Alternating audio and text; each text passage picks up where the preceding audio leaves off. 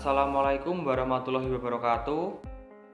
Kami dari kelompok 3 yang beranggotakan Juan Agung Rahmanto, Dia Karuniawan, Miftahul Anwar, Sintifani Hayati, Putri Dewi Lestari, dan juga Novita Ilmana. Kelompok kami akan membahas tentang membangun bisnis dengan nilai-nilai Islam. Konsep bisnis Islam dalam Al-Quran menjelaskan bahwa bisnis pada hakikatnya tidak semata-mata bersifat material yang hanya tujuannya mencari keuntungan duniawi, tetapi juga bersifat imaterial yang tujuannya mencari keuntungan dan kebahagiaan. Secara umum, bisnis diartikan sebagai suatu kegiatan yang dilakukan oleh manusia untuk memperoleh pendapatan atau penghasilan atau rezeki dalam rangka memenuhi kebutuhan dan keinginan dalam hidupnya dengan cara mengelola sumber daya ekonomi secara efektif dan efisien.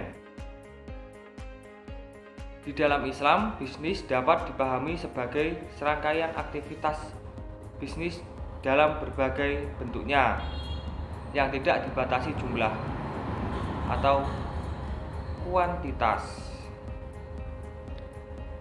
Kepemilikan hartanya, barang atau jasa termasuk profitnya, namun dibatasi dalam cara perolehan dan pendayagunaan hartanya, seperti ada aturan halal dan haram. Membangun bisnis dengan nilai-nilai Islam yaitu dapat dilakukan dengan beberapa cara. A. Berbisnis dengan cara Nabi Muhammad SAW. Dalam menjalankan bisnis kita harus meniru cara berdagang Nabi Muhammad SAW yang menjadi pedagang sukses dan juga pemimpin agama. Beliau memberikan contoh yang baik dalam setiap transaksi bisnisnya, melakukan transaksi-transaksi secara jujur, adil, dan tidak pernah membuat pelanggannya mengeluh, apalagi kecewa. Kemudian selanjutnya adalah berbisnis dengan kolbu.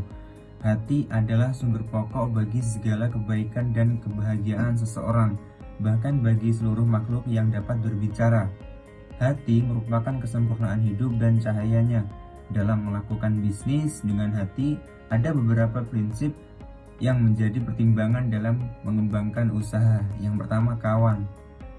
Kawan adalah aset berharga, tidak ada usaha yang tidak berhubungan dengan orang lain.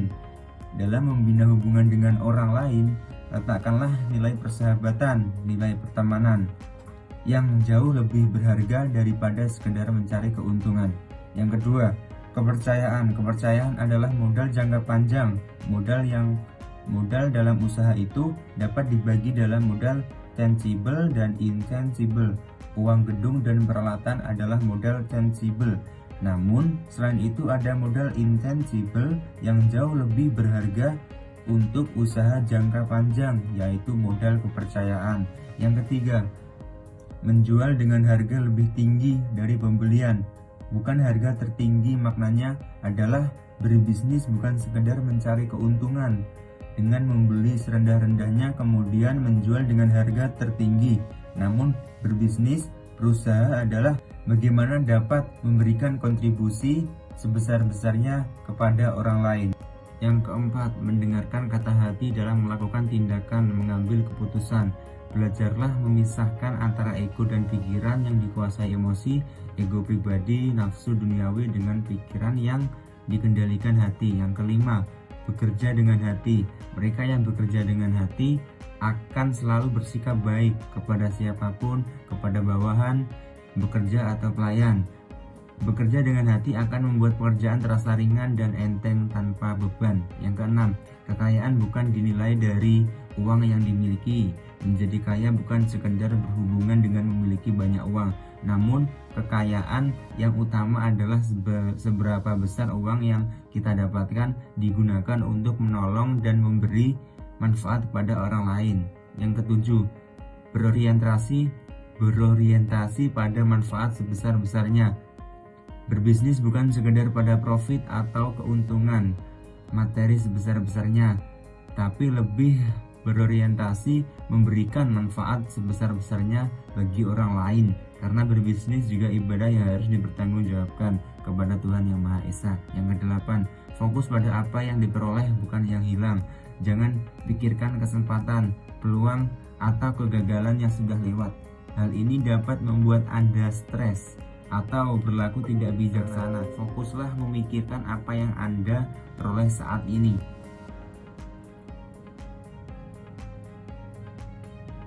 Yang kesembilan, gagal hanyalah sebuah proses gagal, bukanlah akhir segalanya, tetapi bagian dari proses untuk menghasilkan rencana-rencana baru, bagian dari proses menuju rencana-rencana yang akan datang. Janganlah terpaku pada kegagalan. Kegagalan merupakan pembelajaran yang sangat berharga.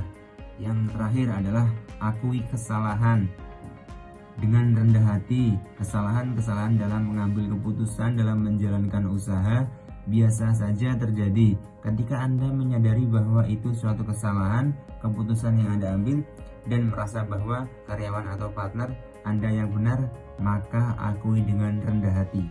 Baik, selanjutnya dalam menjalankan bisnis Islam kita harus memperhatikan juga 9 etika-etika dalam menjalankan pemasaran, yaitu 1. Memiliki kepribadian spiritual atau takwa. 2. Berperilaku baik dan simpatik atau sidik.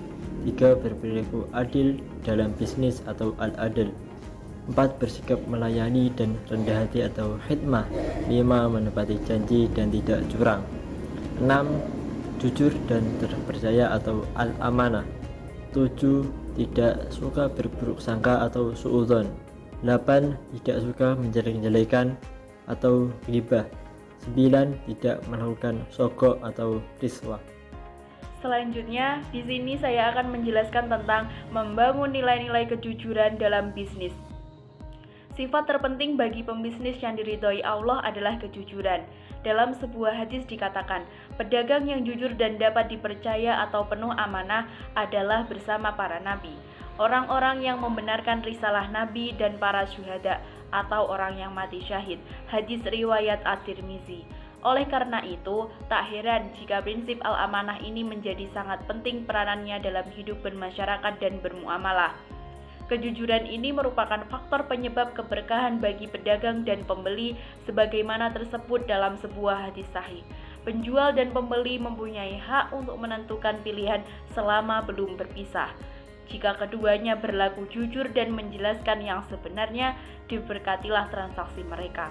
Namun, jika keduanya saling menyembunyikan kebenaran dan berdusta, keduanya bisa jadi mendapatkan keuntungan tetapi melenyapkan keberkahan transaksinya. Hadis riwayat Muttafaq alaih dan Hakim Ibni Hizam. Al-Quran memerintahkan pada manusia untuk berperilaku jujur, tulus, ikhlas, dan benar dalam semua perjalanan hidupnya, dan ini sangat dituntut dalam bidang bisnis syariah. Di sini saya akan menjelaskan mengenai keadilan versus keserakahan. Prinsip dari bermuamalah yang harus tertanam dalam diri pemasar adalah sikap adil. Allah Subhanahu wa Ta'ala menekankan sikap adil setiap melakukan kegiatan bermuamalah atau kegiatan berbisnis. Sesuai dengan firman-Nya pada Quran Surat An-Nahl ayat 90, yang artinya, sesungguhnya Allah menyuruh kamu berlaku adil dan berbuat kebajikan, memberi kepada kaum kerabat, dan Allah melarang dari perbuatan keji, kemungkaran, dan permusuhan. Dia memberi pengajaran kepadamu agar kamu dapat mengambil pelajaran. Islam juga menjelaskan mengenai ketulusan dalam bermuamalah atau berbisnis, di mana juga sudah tertuang dalam Quran Surat Al-An'am ayat 152, yang artinya, dan berikanlah ukuran yang penuh dan timbangan adil.